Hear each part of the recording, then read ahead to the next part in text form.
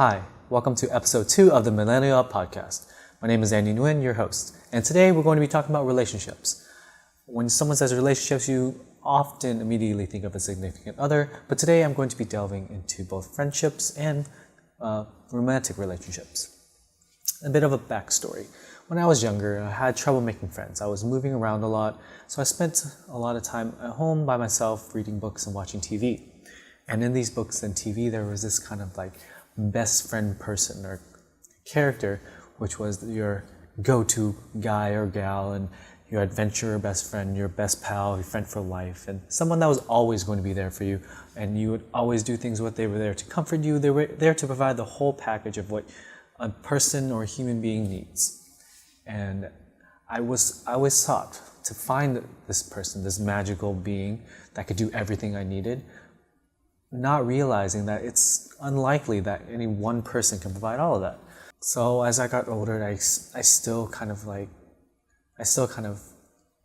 searched for this person, and I often found that a significant other was more likely to provide more of those things. But it was an unrealistic expectation of me to get into a relationship and expect that person to be my caretaker, to give me intimacy, to give me constructive criticism, to inspire me, to always be there for me. It's a lot of stress for any one person.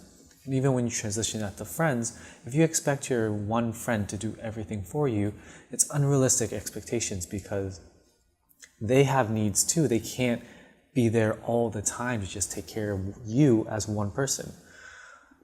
And although I never truly found like that one adventurer best friend or pal as I grew older, I started to realize that one person shouldn't have to provide all of these things.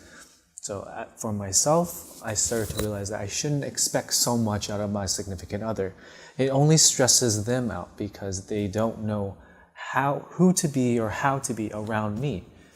And it's a selfish expectation to believe or to expect one person to serve the other person's emotional, physical, whatever needs all the time.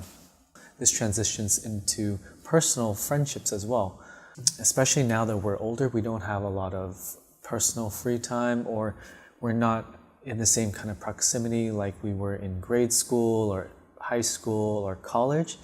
So the time with friends is very sparse. So for me to expect someone that I don't see every day or I don't interact every day to just drop everything that they're doing and come to my aid all the time, whenever I ask, it's unrealistic. So I've learned to accept that different people should have different roles in my life.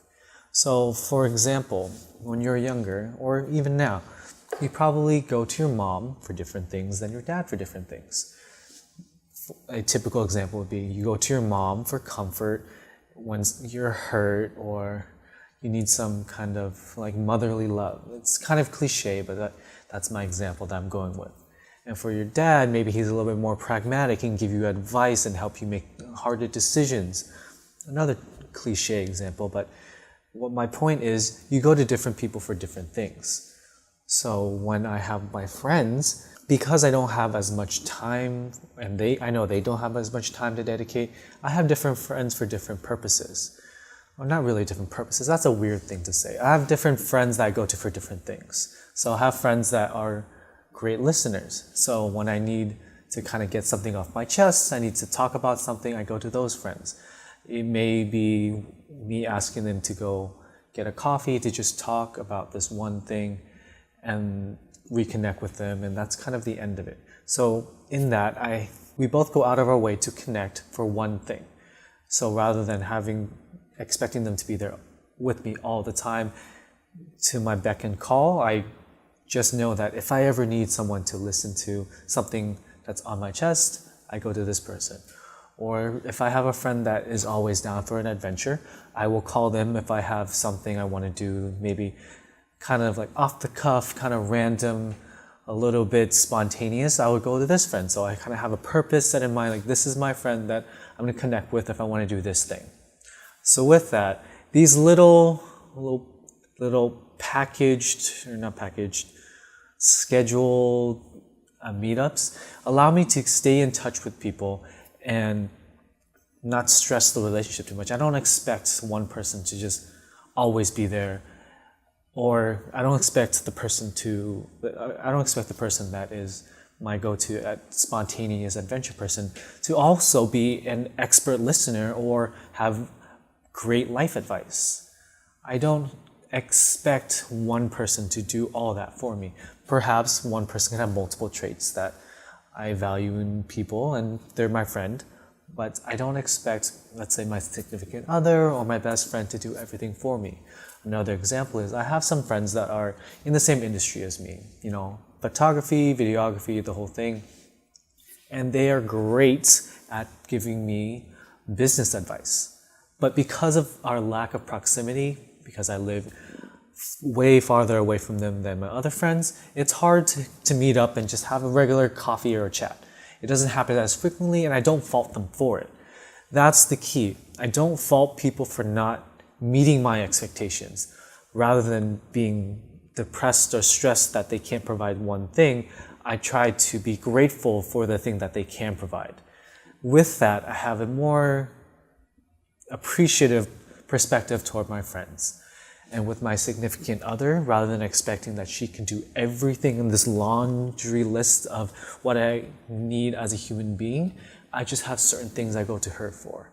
And then through that, with my friends and my significant other and my network and everyone around me, there becomes a village to support a person, rather than just having one person and expecting them to be Superman or Superwoman or super being or whatever. Having multiple people around you to support you is way more beneficial. And on a related note, because I don't expect so much out of so few people, I can try to maintain little tidbits and connections with more people that I value. And that is what I wanted to talk about today. It was a short little podcast, just my thoughts and things I've learned as I grew up as a millennial.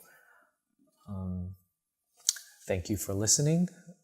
If you liked the podcast, I'll be posting this up on YouTube. Find my YouTube, Andy V. Nguyen, or my Instagram, Andy V. Nguyen. This podcast will be on Spotify and iTunes, wherever you're listening. Please give it a rating if it's available. And I hope you check in for the next episode. Thank you and goodbye.